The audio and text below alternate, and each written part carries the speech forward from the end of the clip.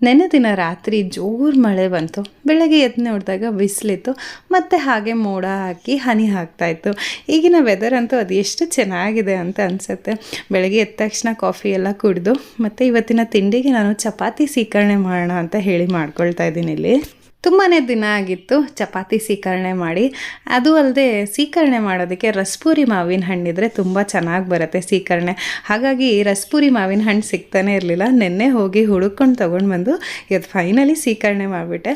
ಸೀಕರಣೆ ಚಪಾತಿ ಅಂತಂದರೆ ನನಗೆ ನನ್ನ ಚೈಲ್ಡ್ಹುಡ್ ಡೇಸ್, ಎಸ್ಪೆಷಲಿ ನಮ್ಮ ಅಜ್ಜಿ ಮನೆಯಲ್ಲಿ ಪ್ರತಿ ದಿನಸಲ್ಲಿ ಭಾನುವಾರದ ಹೊತ್ತು ಮಾವಿನ ಹಣ್ಣಿನ ಸೀಸನ್ ಬಂದ್ರೇ ಸಾಕು, ಚಪಾತಿ ಮಾವಿನ ಹಣ್ಣು ಖಾಯಂ ತಿಂಡಿಯಾಗಿರೋದು.